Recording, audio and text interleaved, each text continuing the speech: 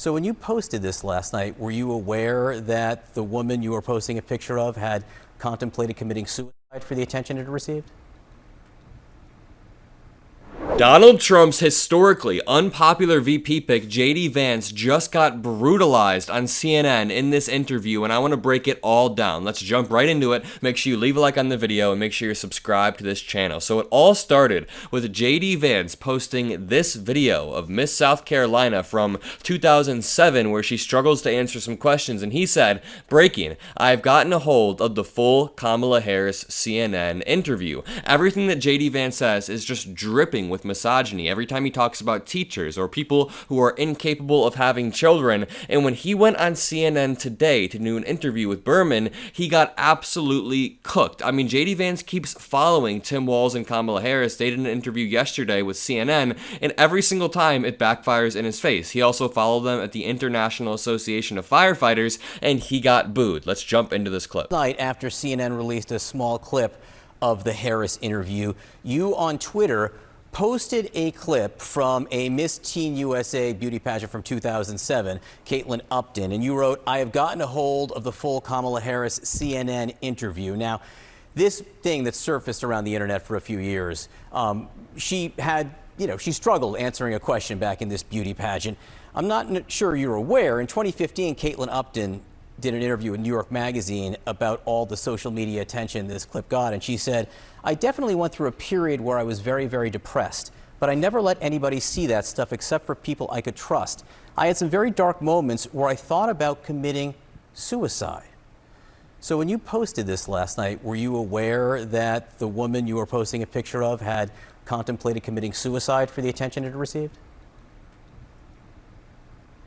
No, certainly not, John, and my heart goes out to her, and I hope that she's doing well. Look, I've said a lot of things on camera. I've said a lot of stupid things on camera. Sometimes when you're in the public eye, you make mistakes, and again, I think the best way to deal with it is to laugh at ourselves, laugh at this stuff, and try to have some fun in politics. Have some fun by making jokes at the expense of people who wanted to commit suicide after they did something. I mean, JD Vance has lost all decency, all empathy, and it is because of Donald Trump. I'm going to be charitable, and I think 10 years ago, JD Vance had a level of self-awareness and a level of empathy that he doesn't have now. It's shown in his books and his interactions with his old transgender friend from college, and now he has lost all of that to grab power. Posted a meme from 20 years ago, and I think the fact that we're talking about that instead of the fact that American families can't afford groceries or health care, young families can't afford to buy a home to raise their families in.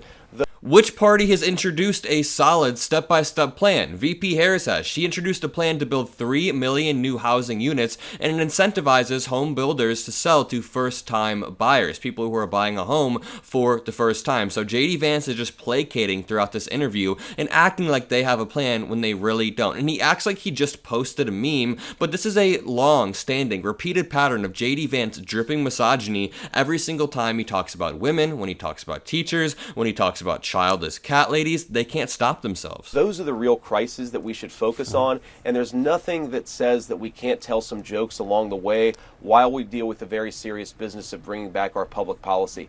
Politics has gotten way too lame, John, way too boring. You can have some fun while making a good argument to the American people about... Having fun isn't making jokes at the expense of other people. Again, and it's funny because I was thinking while I was watching this how absolutely boring JD Vance is as a politician. You know, somebody like Vivek Ramaswamy is way slimier and turns off way more people, but at least he is full-throated MAGA, and he would go into an interview like this and just lie. He would just lie his ass off. JD Vance can't even do that because he's not as shameless as Donald Trump. The interview gets much worse. Berman then presses Vance on Donald Trump's QAnon posting, and I say this a lot, but the dangerous thing about Donald Trump and his distrust that he creates in institutions is that he is like a crazy QAnon uncle who has a direct line to millions of other crazy QAnon uncles in this country. People who trust him, people who are impressionable. Donald Trump can post an AI video or post whatever he wants, and millions of impressionable QAnon people will agree with it. He's like the final boss of QAnon. Families. You were talking about Donald Trump's social media. Would you describe his posts over the last 48 hours as lifting people up, quoting, reposting QAnon statements, reposting these misogynistic memes about Vice President Harris and Hillary Clinton? That's the kind of open discussion that you think is lifting people up?